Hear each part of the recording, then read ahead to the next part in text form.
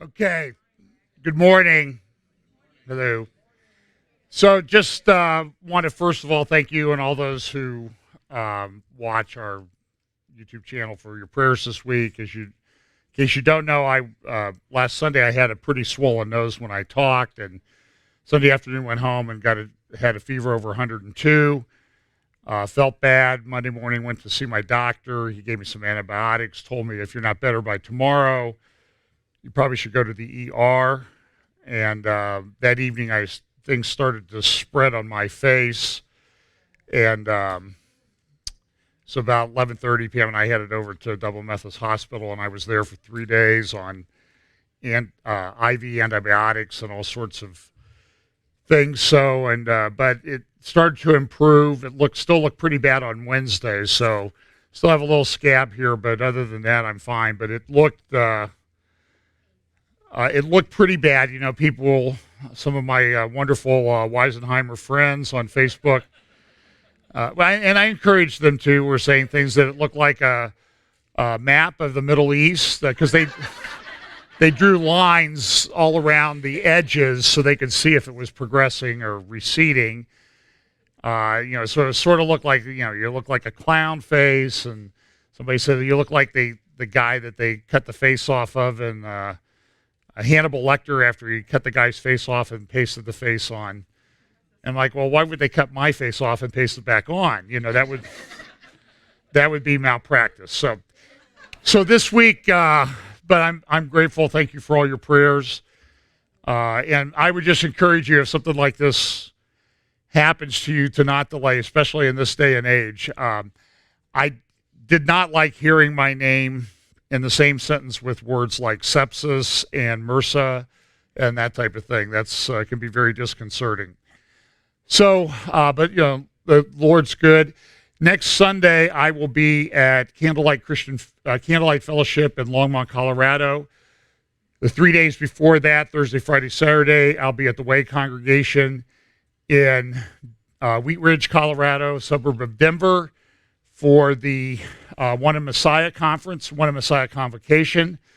And then the following weekend, I think I'm speaking on Saturday afternoon at the Go Therefore Conference in Lima, Ohio. And the question is, what am I talking about? And the answer is, I plan on spending a lot of this week preparing. I'm very, very swamped at work. Right now, it looks like I'm going to talk about, and I'm not sure where or when in all these sessions. I'm certainly going to talk about Romans chapter 11. And I think I'm also going to talk on 2 Thessalonians chapter 2, what the apostasy, what it is and what it isn't. And those would probably be 2 talks. But I might also update some of the talks I've done in the past, so I'm just not certain yet. But certainly I'll be doing a talk on Romans chapter 11, one of my favorite passages, and what happens to Israel. So the writing is on the wall.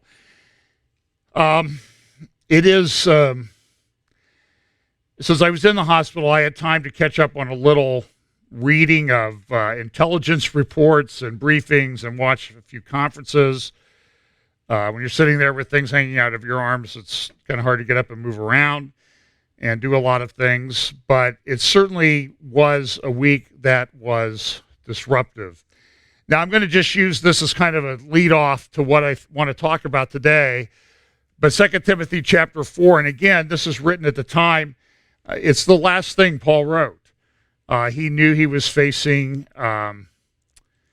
imminent death. So he said to Timothy, "For the time will come when they will not endure sound doctrine, but after their own lust shall they heap to themselves teachers having itching ears, and they shall turn away their ears from the truth and shall be turned unto fables." So we're going to look at a few of these things today. And I think one of the things that's always interesting is to always have a perspective on things. Now, world maps, and I want to issue a disclaimer here. I'm not trying to make any arguments about globe versus flat earth. I have my own views on that. But I'm just looking, I'm using this solely in terms of perspective. because sometimes we kind of get a skewed perspective drilled into us by what we're taught. Now, this is probably the world map that most of us grew up with. It's called the Mercator projection. And it was based basically to make it look kind of proportionate, not distorted, and that type of thing. The problem is that it's highly inaccurate. For example, if you look at this, it looks like Greenland is as big as Africa. Russia, which spans the northern part of Asia, is also distorted in size, and Africa is really not as big as it is. And so the map is not accurate. It kind of gives us an idea where things are. So people have wrestled with coming up with a different projection that's more accurate in terms of size. And it's hard because most map makers believe the Earth is round, and so therefore the perspectives have to be adjusted. Now here is a projection, I think it's the Gall-Peters projection. And this is based more on an accurate picture of the actual size of the continents. Yeah, you might think it's all scrunched up, but this is much, much more accurate. Africa is very, very large, as you can see.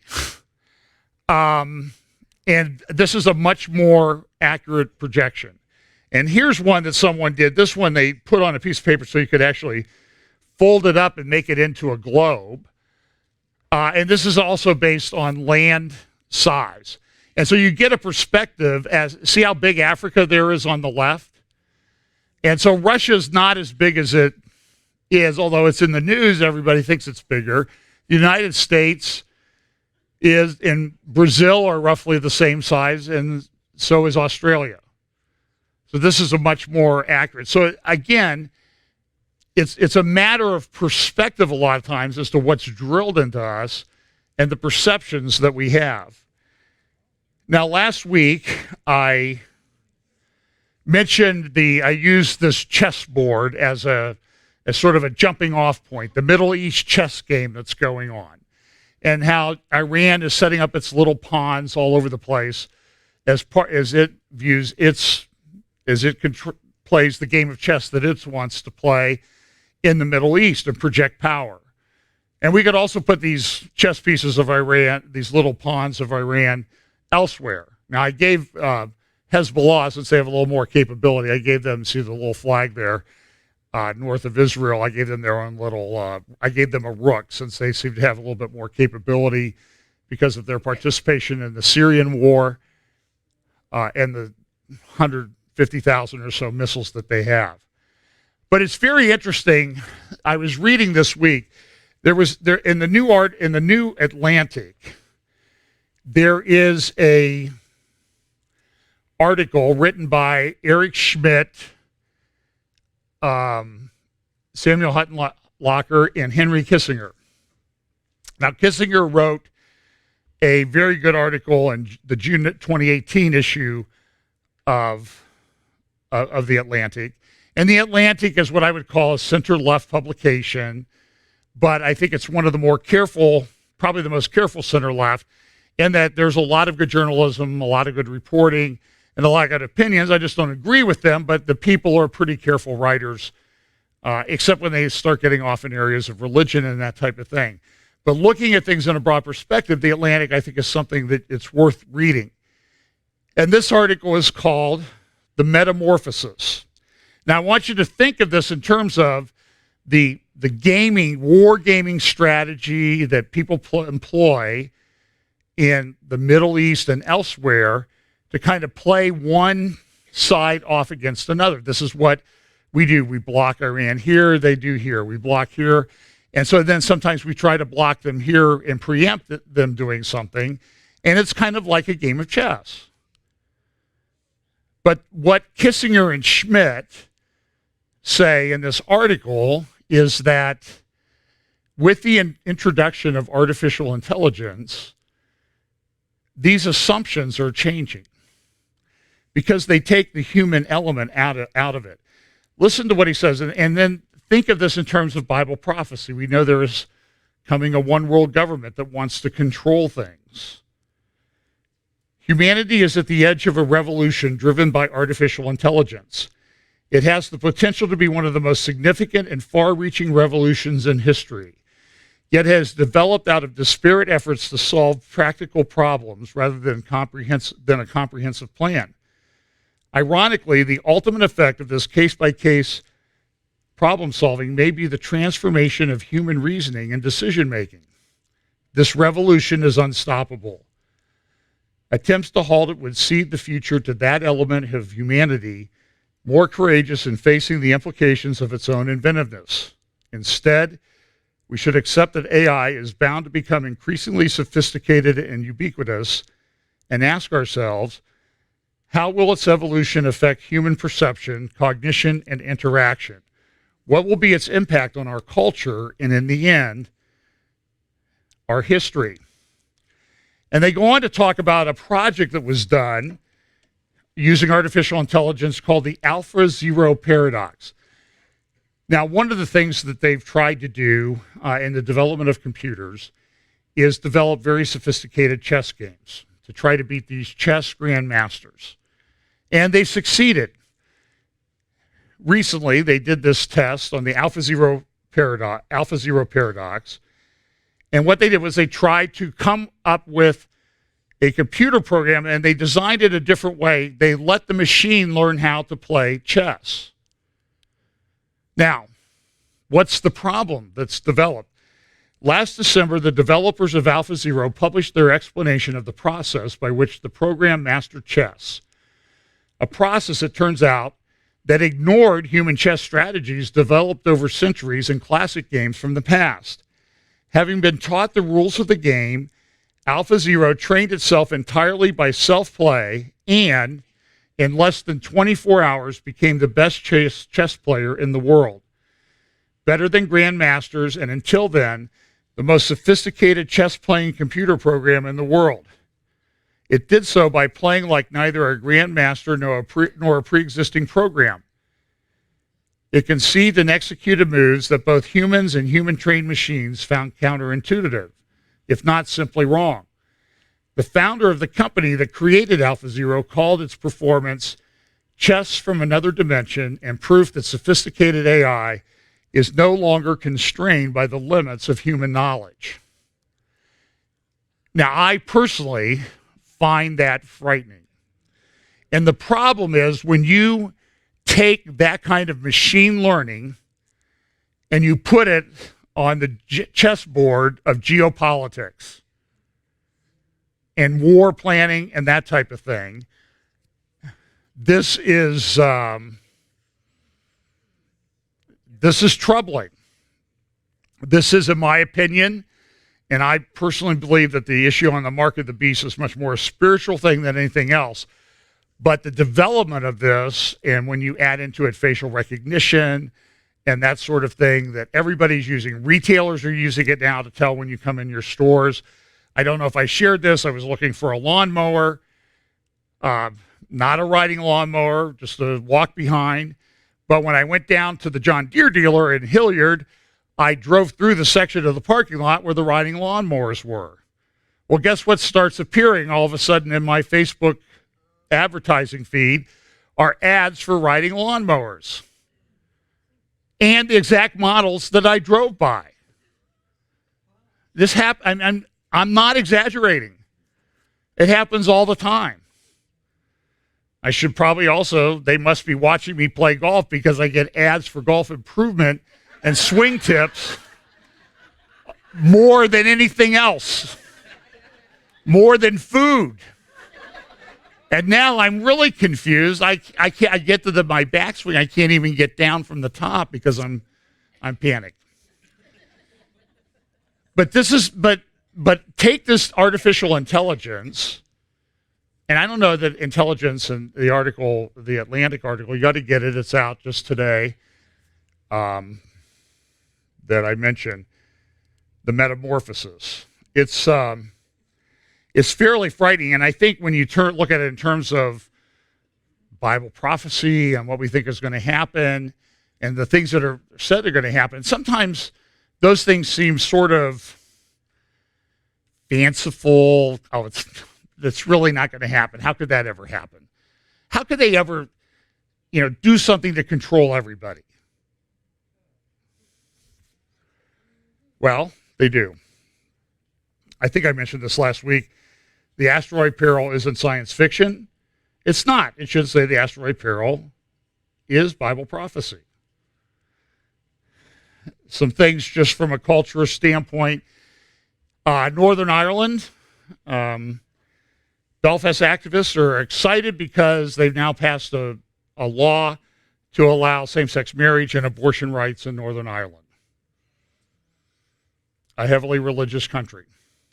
Now, they're not enacted yet. There's some things that have to take place before that happens. There's some kind of a deadline that has to be met, and it has to do with the relationship and the nature of Northern Ireland and its relationship, I guess, with the United Kingdom. But if they don't do anything, these things will become law in Northern Ireland, and everybody's all excited. And we saw last year when Ireland put in same-sex marriage, or abortion on demand, how excited everybody was. And this is, I think this is we're way past the tipping point on a lot of these things. Here is a task force that's been put out by the American Psychological Association, a task force for Society for the Psychology of Sexual Orientation and Gender Diversity, and they've appointed a task force called Consensual Non-Monogamy Task Force. And what's that mean? It means probably as bad as anything that you think. Look at what this says.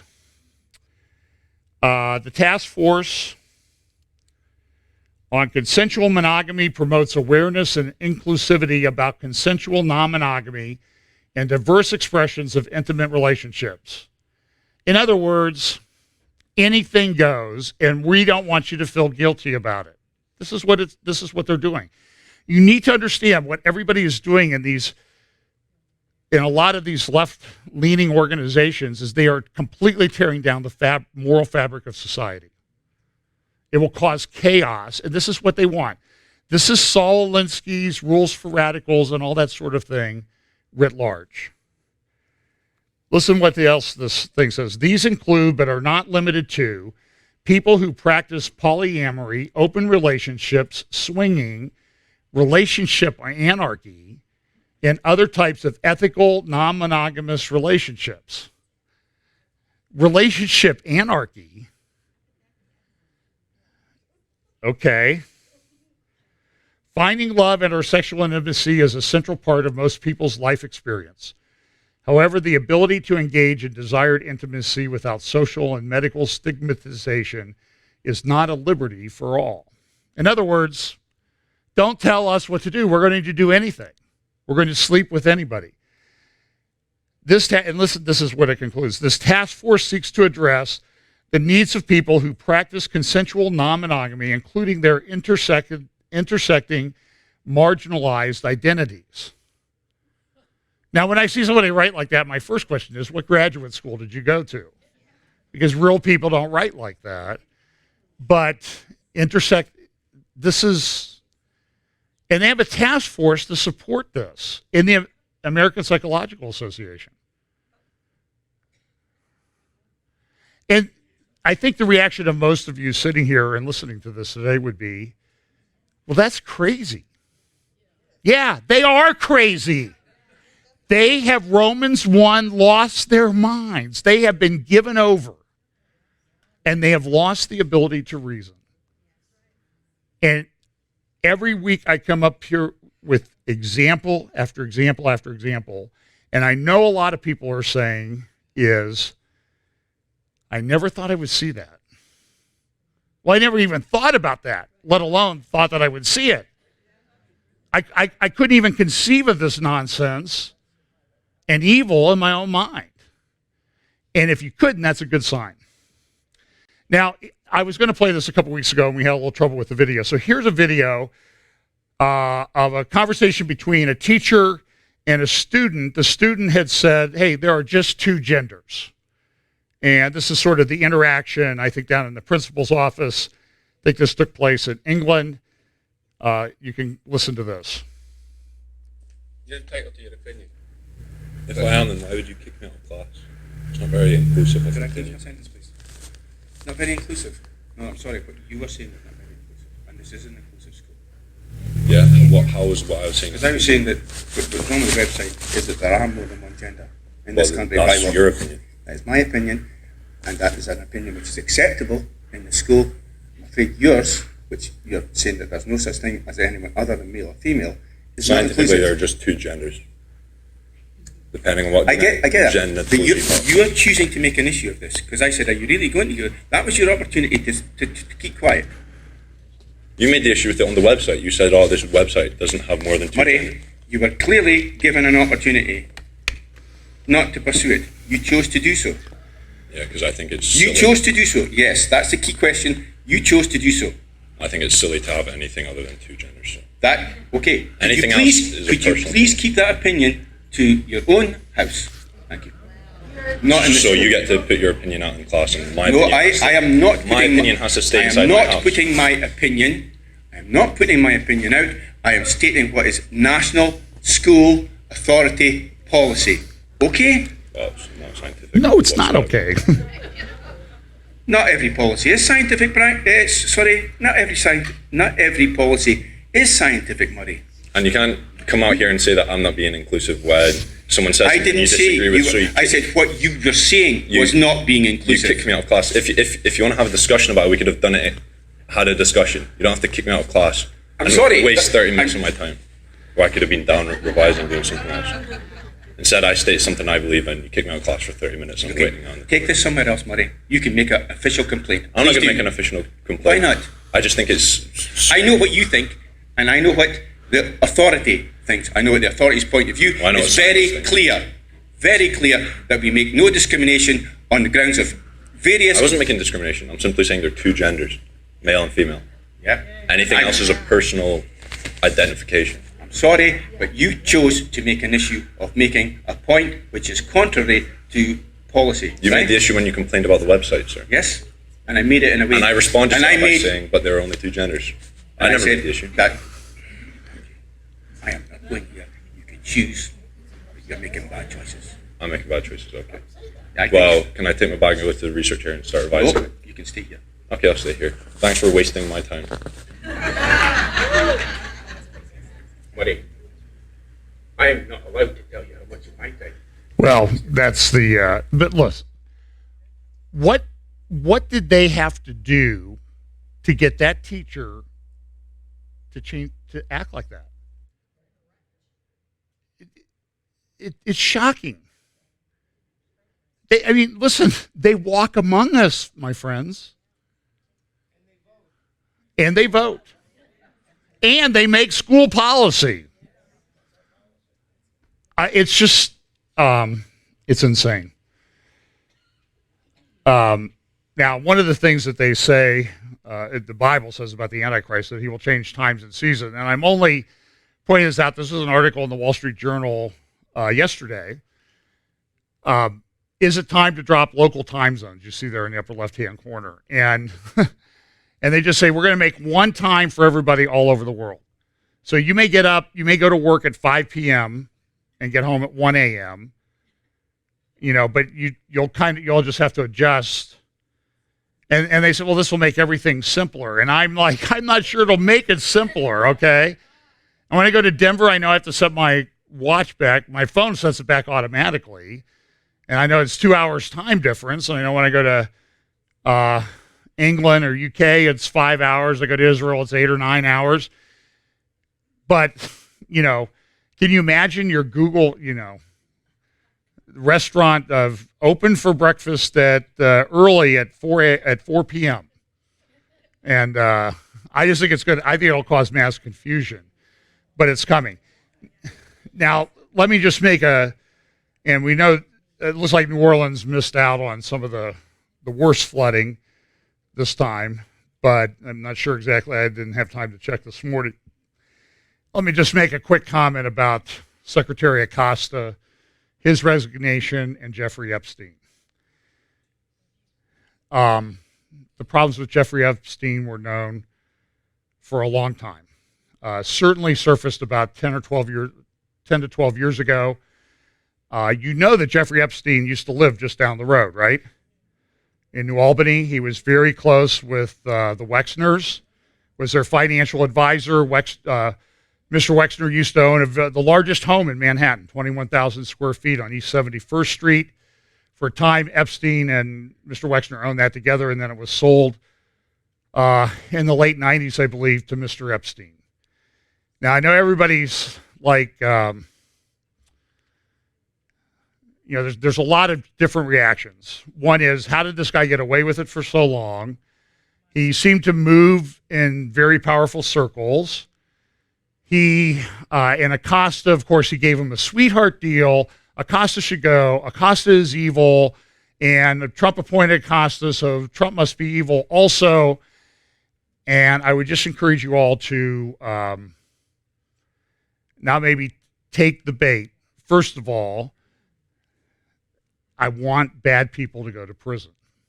Okay? Somebody posted a picture of all the different politicians that have been involved in some of the things over the last couple of years, and like, I hope they all go to prison. And I'm like, I know convicted felons in prison, and I'm not sure I hate them enough to send those politicians there to live with them. Because I think it'll damage them. Have some mercy on our prisoners. But so there's always there's all these theories that all the pedophile networks and all this stuff are coming down and they're going to be done. But listen, let me just say this as a lawyer. While the deal seemed to be a sweetheart deal, also give Secretary Acosta some credit in that he was the first one to participate in a prosecution where something happened to Jeffrey Epstein. And while the deal wasn't great, a lot of times the evidence in these cases is very sparse. It's very difficult to get convictions. So you need to keep that in mind. It's not as easy as you think. And look, Epstein had a very powerful team of lawyers, Kenneth Starr and some others. So he had very good representation. He had a lot of money and he could afford it. But I don't think it's fair to put all that on Acosta for coming in, because first of all, I'm not sure that there were, I'm just not sure of all the facts. So I don't know if there were federal crimes. But if we're going to start putting this kind of onus on prosecutors, you're going to get a lot of people charged with stuff they shouldn't be charged with. And we do trust the prosecutors to exercise some discretion. Now, listen, I know all about the Duke case. Duke LaCrosse, remember that? That guy, look, one thing you ought to fear most in the criminal justice system is an out-of-control prosecutor. You don't want them charging everybody with a crime. They have to evaluate the evidence based on whether they feel that they can get a conviction. And so that led to the way that this decision is. Now, listen, do not, in case you didn't hear that, do not say, oh, John Haller supports what Jeffrey Epstein did. That's not true. The guy is an immoral creep. And he made a lot of money, apparently, lived a great lifestyle. And he used to have a mansion, 10 miles down the road from here. So at least one of his many mansions was down the road from here. So just let's see how this plays out. If bad people go to jail, that'll be great.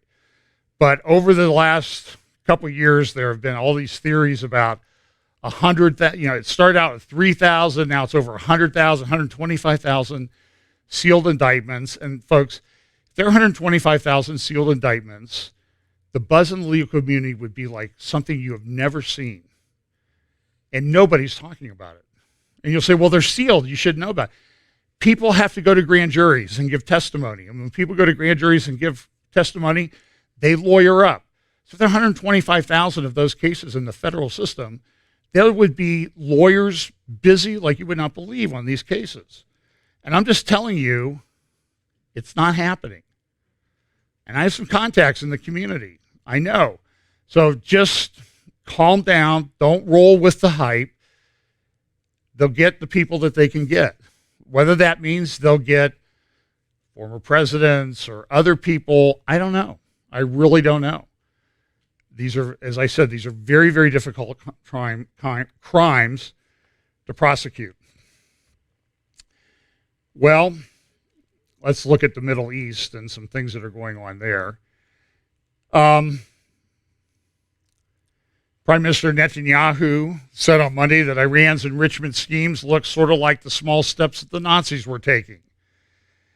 The response of Iran and its foreign ministers was, hey, you know, you think we're going to destroy, if America attacks us, we'll destroy Israel in 30 minutes. And somewhere in here, Prime Minister Netanyahu then went out to one of the bases where there are F-35s, and he said, listen, this is in Hebrew, so I turned the sound down on it. And he said, listen, you see these planes behind me? They can reach anywhere in the Middle East. Now, in a minute, I'm going to show you the response. So, see, Israel says this, Iran responds, Israel responds, and then Hezbollah responded on behalf of Iran because they're just another one of Iran's pawns.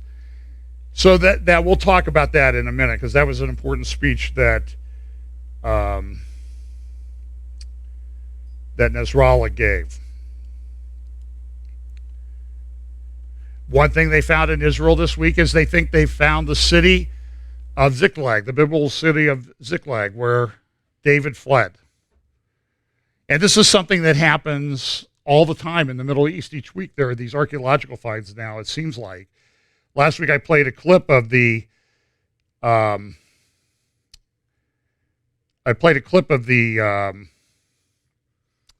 pilgrimage road that's opened in Jerusalem just now, that went from the Pool of Siloam in the city of David up to the Temple Mount, a road that Jesus probably walked.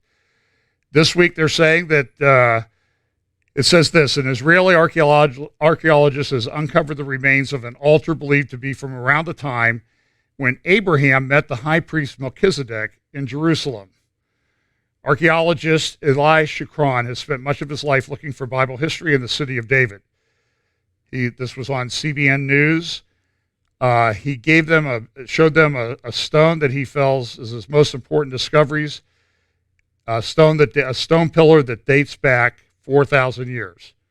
Shukran said the pillar found in the city of David is just like the one described in Genesis 28, when Jacob had a dream in Bethel of a ladder reaching to heaven. And I've stood in that place where Jacob had that dream in Bethel, up in what's now called the West Bank. After the dream, Jacob said, how awesome is this place? This is none other than the house of God. This is the gate of heaven. Then Jacob rose early in the morning and took the stone that he had put on his head and set it up as a pillar and poured oil on top of it. Shukran believes Melchizedek set up a pillar in Jerusalem just as Jacob did in Bethel. There's no question that they're finding this, yet what's the reaction? Well, everybody's really upset. The New York Times or Washington Post has his headline the other day, Trump's envoy of discord in Israel.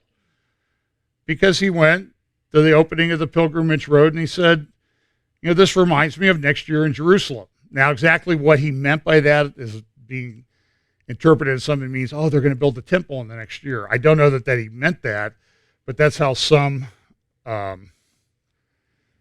people are looking at things.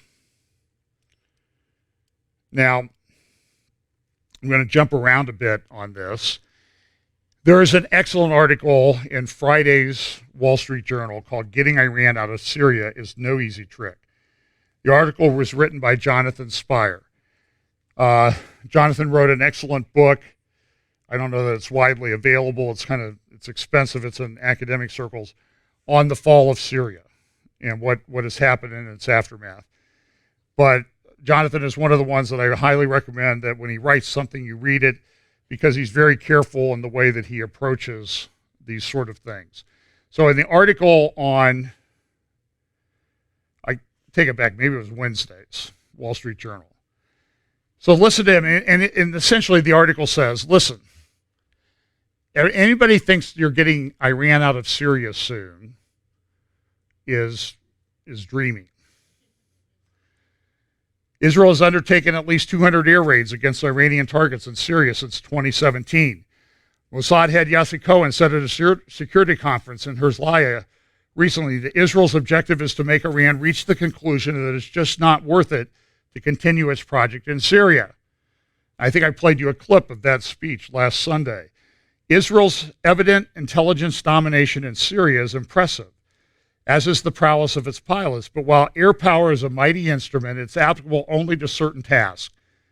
The Iranian project in Syria is broad, deep, and multifaceted.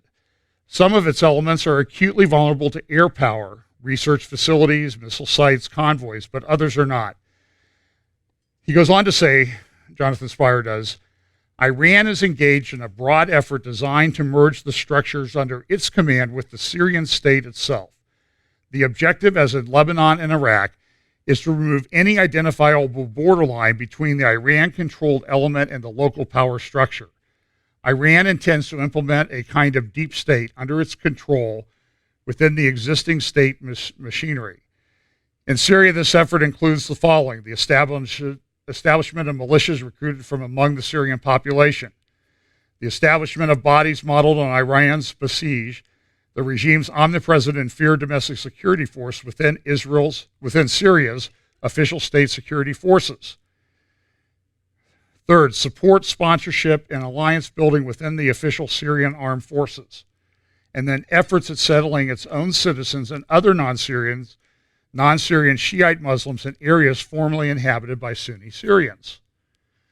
And Iran is being very effective in many respects at doing this. Now, what's interesting about that is that, and this has been reported by Memory's translation, Middle East Media Research Institute, MEMRI, of an article. This is the London-based Arabic language paper that's titled like it is in the middle up there. I can't remember the name of what it is. It's based out of London. And so I spent a lot of time going through and translating it. And essentially, what they're finding, though, is that things are not necessarily going particularly well for Iran. Russia is trying to keep Iran at bay. So it's a very complicated game of multi-party international chess. And so what Russia has been doing is, and it appears to some that Assad would rather have Russia watching over his shoulder than have Iran watching over his shoulder, because he figures the Russians are less likely to kill him if he does something that they don't like. So Russia has been appointing people throughout different aspects of the Syrian deep state and security apparatus. People that support Russia are being appointed. This is leading in some cases to even open conflict with Russia, between Russia and Iran in different areas of Syria. Syria is still a mess. There was an article just today or the other day in the Foreign Policy that talked about the fact that Assad really hasn't won anything. Everybody says Assad won, it's over, everybody should go home. It's a big problem. Russia wants to have its influence in Syria, but the cost of rebuilding Syria are now estimated, and I think, personally, I think this number is low based on the pictures of damage that I've seen in every city in Syria, $250 billion. Well, Russia doesn't have that kind of money. Very few people have that kind of money. The United States doesn't even have that kind of money, although it wouldn't stop us from spending it. We seem to be spending it at epic. It's shocking. It's just shocking to me. It's like nobody does it. Did they do anything in Washington?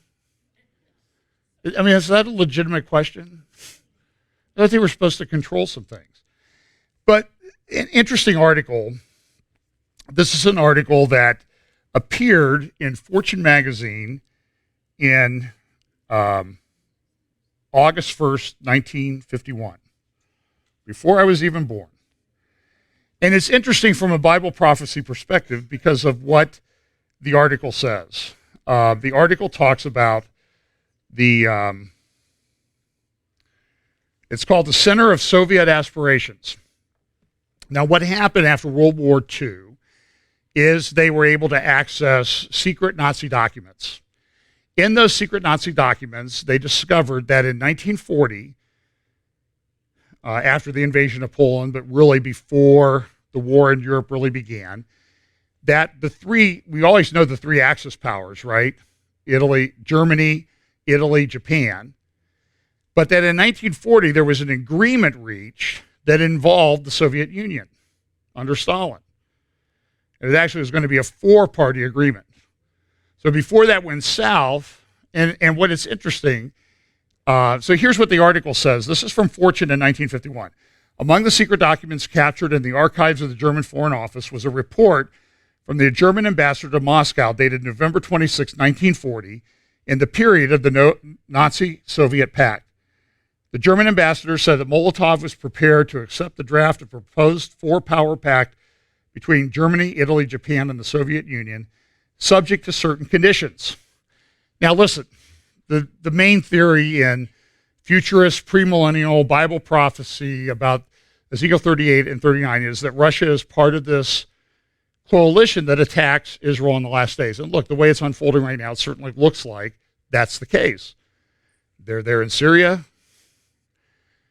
Iran is there in Syria. Turkey is kind of in Syria too. These are the three main parties.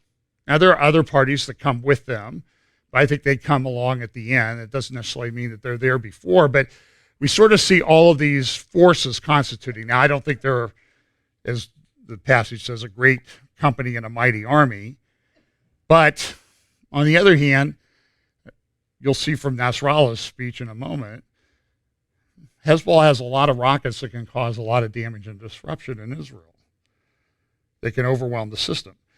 But here's what this pact said. One of these conditions in the pact to get Russia, Soviet Union to join was this: provided that the area south of Batum and Baku and the general direction of the Persian Gulf is recognized as the center of the aspirations of the Soviet Union.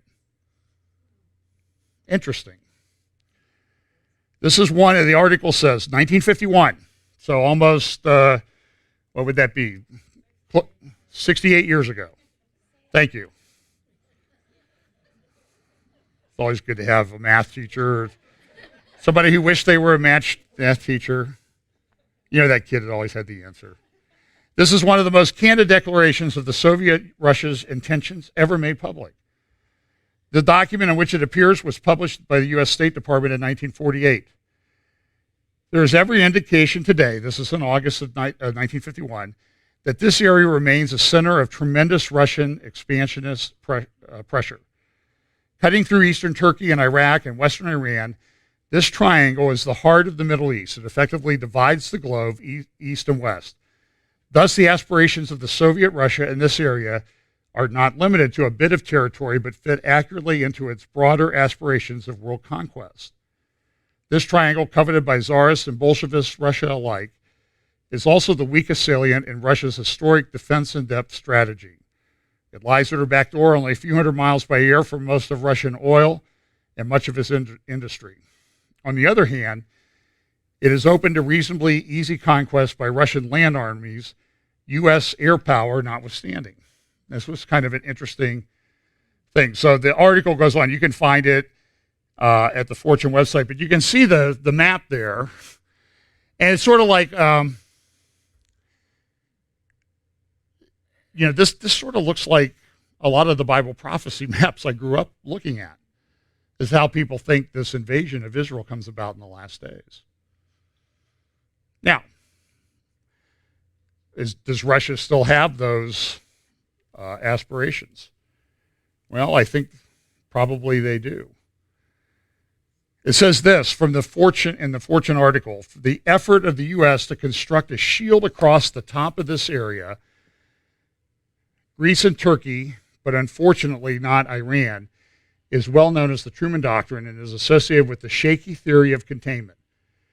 This also represented a substitution of American for British power in Greece and Turkey. These two countries have become, in truth, a strong break on Soviet Russia's unrelenting pressure towards the South. In fact, the only real power in the Middle East. So Turkey was the brakes. The question is Turkey still the brakes? What you find this week is the first batch of S-400 missile systems built by Russia landed in Turkey. The United States is not happy with this. Turkey is saying, hey, we don't care. Also, it's hard to see it. See in that circle in the upper right-hand corner? This is kind of an interesting thing. Tehran, Ankara passenger rail service resumes. It's not been there for a while. It's kind of interesting. So you see that all these little pieces, you see how they're kind of all fitting together? It's almost like we have the pawns and everything. Now we're filling in the chessboard part so they can move. And so, listen, I don't know how quickly any of this will unfold. I'm not telling you it's imminent, but I'm certainly telling you I believe very strongly that it is in process. Now, this Middle East issue, this is a map done by the Gulf 2000 project at Columbia University. I can't remember the professor's name. You can find them just type in Gulf 2000 project, and you'll find dozens of maps that he's done. Very informative.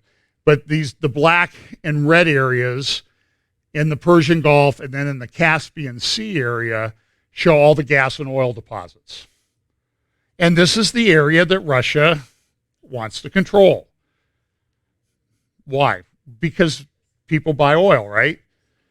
You buy oil, you pay money. You pay money, we get.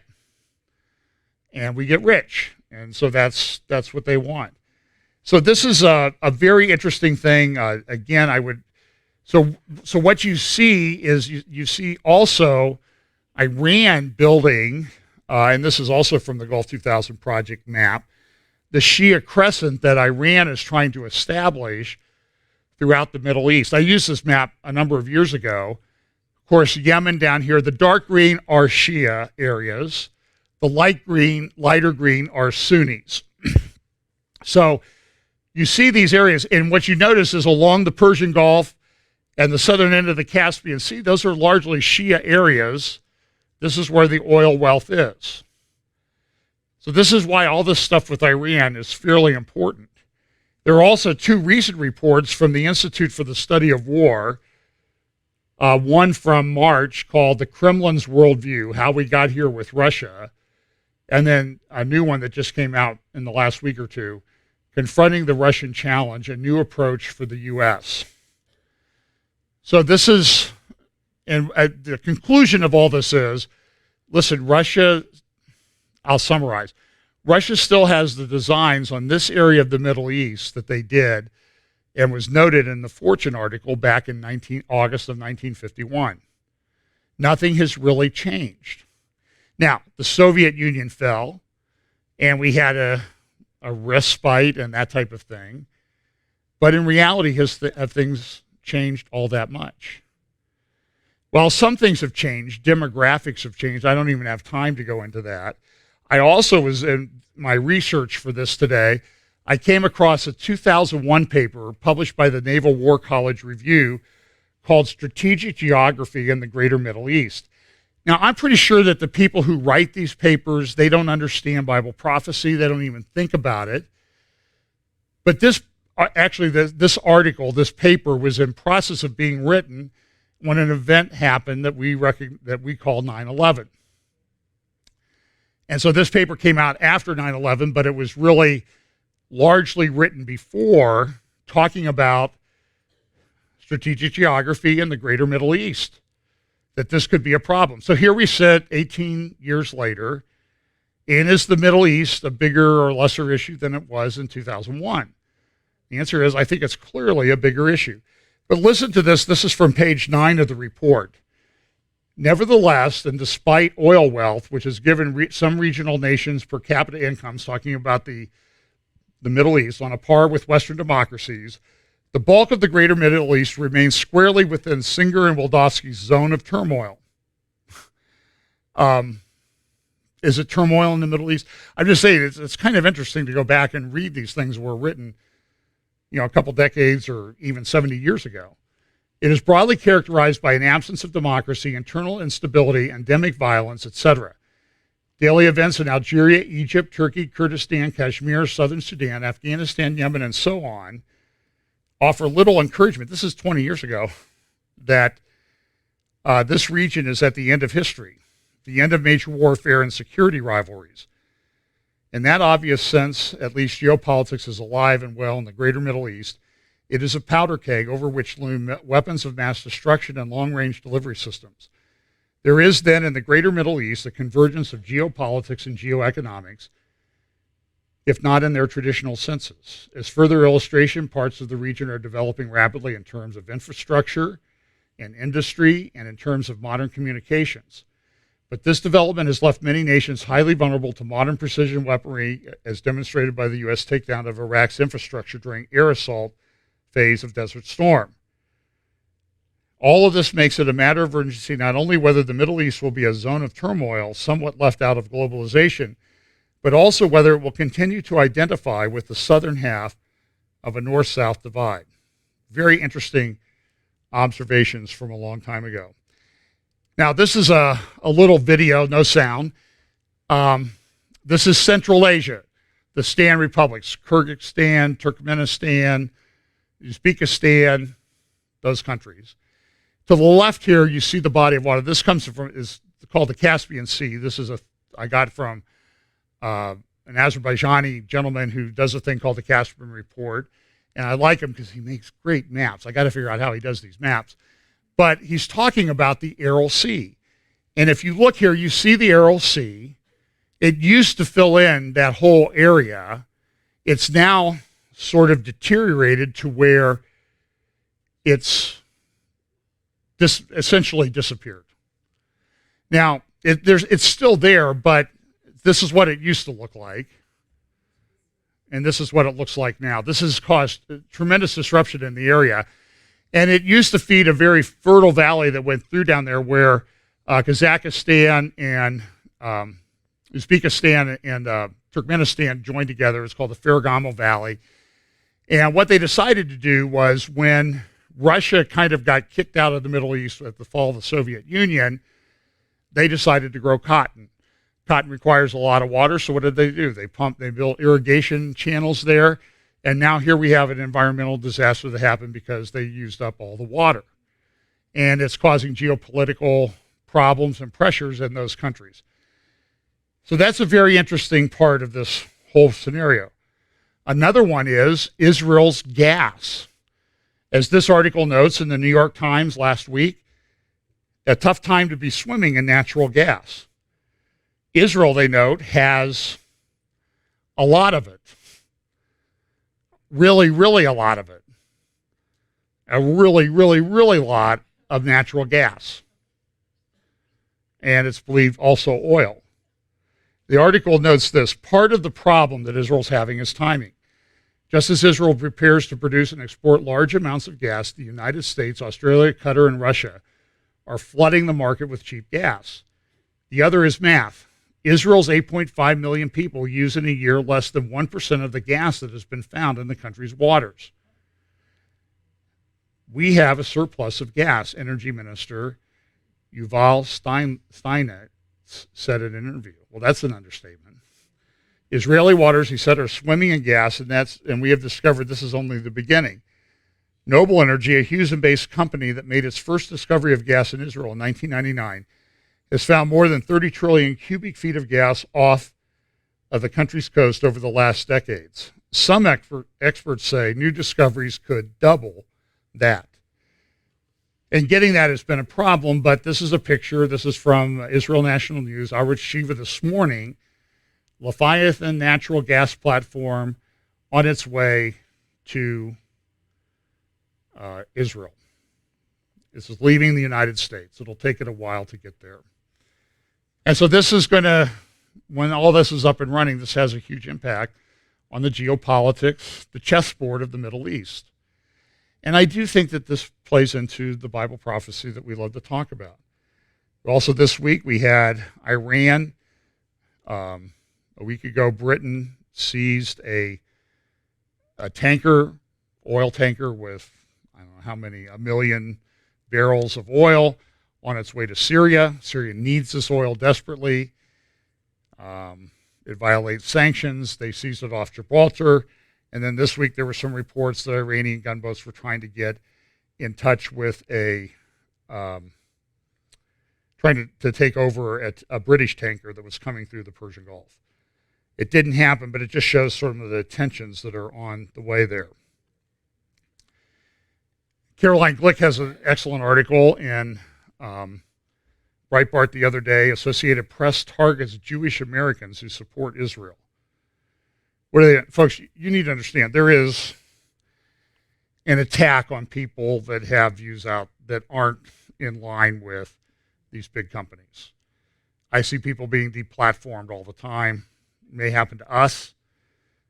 Already, people are thrown in Facebook jail for posting articles. People are, it's just, there are people that control things. And you need to understand is the press and companies do this. Whether they're acting in concert or not, I don't care. The fact of the matter is they're acting together. And so what they do is the Associated Press ran a hit job on a successful American businessman. Simon Fallick and his two brothers own the Duty Free America chain, a private company that runs duty-free stores throughout the United States and America.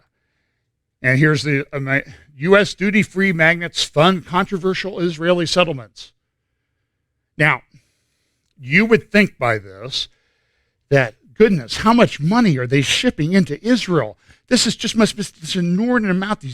These people, listen, what they sent to Israel over 10 years is probably pocket change for somebody that funds left-wing causes like George Soros. The amount of contribution, $5.6 million over 10 years. I would suggest to you that that's about the cement milkshake budget for Portland Antifa that they use in their rallies. This is the same tactic that was used against Chick-fil-A and other companies that, you're not with the mainstream. You don't support same-sex marriage, so we don't want you in Manhattan or Austin or Seattle. In Australia, Serena Williams yesterday tried to tie the major victory record of Margaret Court from Australia, a Christian lady. If you've ever heard, now listen, I don't know, I agree with everything that Margaret Court says, but I think she's a fellow believer. She openly opposed same-sex marriage. There's a stadium in Melbourne or Sydney called Margaret Court Stadium. Billie Jean King has come out and said I would never play in that stadium because she didn't support same-sex marriage. They need to change the name of the stadium. Oh, well, we need to tear down the statue of so-and-so. You see how this is all connected? So it's a problem. Now, one of the problems we have is immigration. This causes pressure everywhere. The New York Times had an interesting article the other day. Once overcrowded shelter sees a stark new figure. No arrivals. Migrant seizures drop as temperatures rise and policies tighten.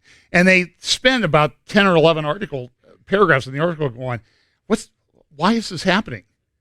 Why are there not as many people appearing at the border? Well, maybe somebody got Mexico to shut down the pipeline a little bit, right? Maybe some policies did that. And they act like, we don't understand what's going on. We just can't figure it out. But you see, now what's happened is, this is from The Guardian the other day, on the right-hand side, going east, fleeing disaster and rejected by the U.S., Central Americans are now showing up where? In the EU.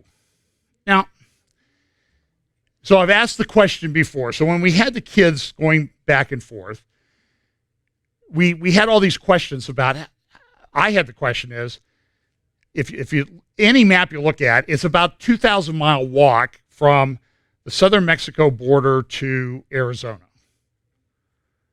And all these kids were showing up, unaccompanied by adults. And it was like, how did that happen? It almost seems like somebody's funding it and trying to make this happen. Well, I will say this. I want to give credit to Mr. Homan. He's a former director of ICE, Immigrations and Customs Enforcement. He was interviewed. I don't have his little exchange with AOC, but she was like, well, you're arresting these people. And he goes, they're entering the country illegally. Do you understand that, young lady? And he said, I saw an interview with him. He said, she's been here 6 months. She doesn't even know what's going on. She needs to learn what the law is. She's a legislature, for crying out loud.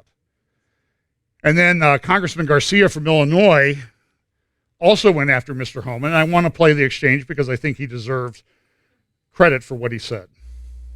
Mr. Homan, do you understand that the consequences of separation of many children will be lifelong trauma and carried across generations? Have we not learned from the internment of Japanese Americans? Mr. Homan, I'm a father. Do you have children? How can you possibly allow this to happen under your watch? Do you not care? Is it because these children don't look like children that are around you? I don't get it. Have you ever held a deceased child in your arms? First of all, your comments are disgusting. I've served my country. I've served my country for 34 years. I find your comments this is out of disgusting control. as well. I've served my country for 34 years. And yes, I held a 5-year-old boy in my arms that in back of that tractor trailer. I knelt down beside him and said a prayer for him because I knew what his last 30 minutes of his life were like. And I had a 5-year-old son at the time. What I've been trying to do my 34 years serving my nation is to save lives. So for you to sit there and insult my integrity and my love for my country and for children, that's why this whole thing needs to be fixed. And you're the member of Congress. We agree on that. Fix it. We agree on that, but I disagree. But I also disagree with your characterization of immigrants as prone to criminality. People for 3 decades on this. Gentleman's time has expired. It's my time now. Mr. Chairman, It's my time. the gentleman ripped off about 7 different questions designed to go at the character of Mr. Homan, and Mr. Homan should be given a chance to respond. It was ridiculous the way he just rattled them all off and wouldn't let him respond to them. Let me say this. I understand that, but first of all, I'm gonna have civility in my hearings. All right. I agree. I have the floor. I understand, and I agree with you. I'm gonna have civility. That's why I was banging, so that we could hear each person speak. I have been very courteous and very kind. Now, Mr. Homan, do you have something to say? No one in this room has seen what I've seen in my 34-year career. Very well. No one has experienced what I've experienced. I've saw many dead bodies coming across this border. You want to talk about the memo? This memo is one option to stop death. Not just about enforcing the law to stop death. If you want to legalize illegal immigration, good luck with that, because it's going to get a hell of a lot worse on that border. If you say, okay, from now on, there will be no consequence, no deterrence. It's not illegal to come to this country illegally. More families would come. 31% women would be raped. More children would die. We're a nation of laws. If you don't like it, sir, change it. You're the legislator. I'm the executive branch. And I've served my country honorably for 34 years. And I will not sit here and have anybody say that I don't care about children because you're not the same color as my children. Thank you very much. Okay, good for him. I would appoint him head of Homeland Security tomorrow. He was a New York policeman, by the way. He, in his exchange with AOC, she said, well, you're separating families. He goes, listen, when I arrested a guy for DUI with a kid in the car in New York City, I separated families. When I went out and arrested somebody for domestic violence, I separated families. You need to learn about the real world. I don't know that he said that, but he's a guy you don't need to script. Listen, this thing is out of control. This is lawlessness of the last days. They're doing this solely for power. It's why they fight on the census question and all this other stuff. Listen, when you kill the next generation of the people who might vote your way, you're going to have to get people to replace them. This is what this is all about. And it's pretty well documented now. Hans van Spakovsky at the Center for Security Freedom, or Center for Security Policy, Secure Freedom, he said, you know, California probably has, if you don't count citizens in the congressional makeup, California probably has 5 or 6 congressional seats, people in Congress that they shouldn't have. And by and large, you know, there are some good areas of California, but by and large, the people they send there are nuts. They're you know. Now, I have a former colleague who's a new Democratic congressman from around San Diego, but, and I don't know if he's nuts now or not. He wasn't when I knew him. But, so this is, look, real quickly, this is an interesting article. This comes from the New York Times. As weary protesters turn to pocketbook issues, the West Bank quiets. And David Goldman, Spengler, writing at PJ Media this week, had a great article talking about the Palestinian problem is dying of natural causes. And this is why I think this end times thing could really unfold now, is because of these demographic pressures. I noted last week David Goldman's article from a couple of years ago that Iran is the most rapidly aging country on the planet. And what that means is old people don't go fight wars. And so you got to fight wars while you have the people to go fight the wars. And he says, look, this is a problem too. And what he encouraged, he wrote a book, Why Civilizations Are Dying, about 2011.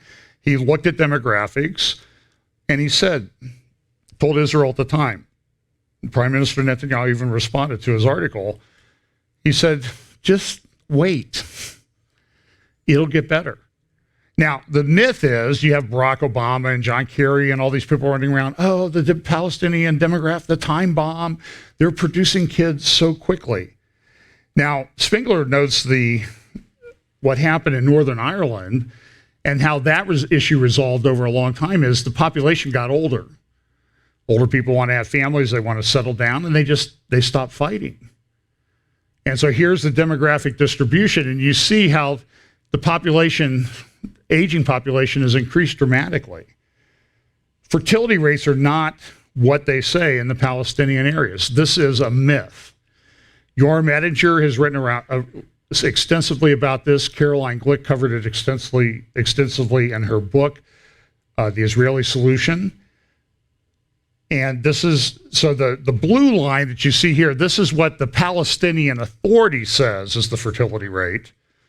The red line is what the Palestinian Health Ministry reports based on things like facts on the ground, not made up statistics.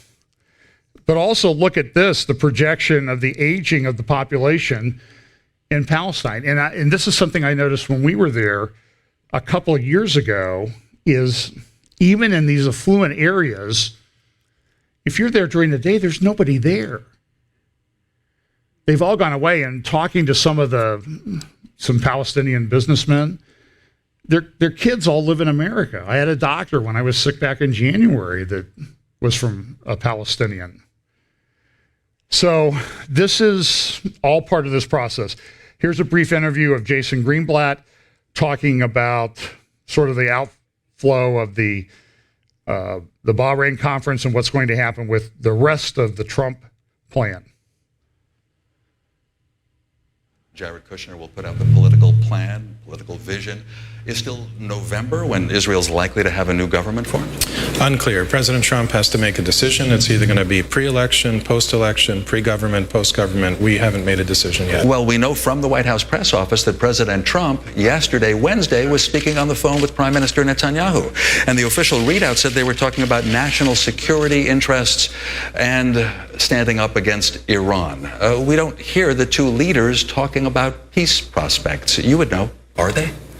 We certainly engage with the Prime Minister about peace prospects, but it's another myth to think that everything revolves around the Israeli-Palestinian conflict. It does not revolve around the Israeli-Palestinian conflict. People say that that's the core conflict of the region. Maybe it was decades ago, I'm not sure. It is not the core conflict of the region. Right now, Iran is the problem. But if President Trump doesn't even talk about it much, I mean, describe to me, please, in a fair, honest way, what's the president's involvement so far? The president was briefed very recently on our efforts. We gave him a briefing after the Bahrain workshop, and he is very involved. But that doesn't mean that it is the only thing on his plate with respect to Israel. By the way, the upsurge in tension with Iran, including shipping in the Gulf, a sense that there could well be a crisis, does that also affect the timing of your efforts? I don't know that it affects the timing, but it definitely highlights for everybody that Iran is an enemy to the peace process. I asked Jason Greenblatt. So there's been a lot of fallout. Kushner, there's been a lot of talk. You know, he's upset with the Palestinians. And he makes, I don't know why these people make these statements. At a conference call with Arab journalists following the Bahrain conference, he said this. He says, I have a lot of respect for President Mahmoud Abbas. His real name is Abu Mazen. He's devoted his life to making peace. He suffered some setbacks along the way. I believe in his heart he wants to make peace and that we can give him an opportunity to try to achieve that. Now, I suppose he said that because he felt that he had to say it, but this does not square with any facts anywhere about Abu Mazen. He doesn't want peace. He wants to continue to line his pockets, wants to continue to build his fortune. I mean, the homes that these guys live in, do a search sometime for mansions around Ramallah. And that type, you'll see stuff that you only see like in Beverly Hills and really upscale neighborhoods. It's disgusting. If you want to read a good article, this is an opinion piece in the Wall Street Journal yesterday by Ayaan Hirsi Ali. Now, Ayaan Hirsi Ali was raised Muslim. She is now an atheist, but she says Ilhan Omar is an anti-Semite, and she needs to change and throw off how she was raised. They were both raised in Somalia as Muslims. Ayaan Hirsi Ali knows what she's talking about. Go read the article. It's an excellent article.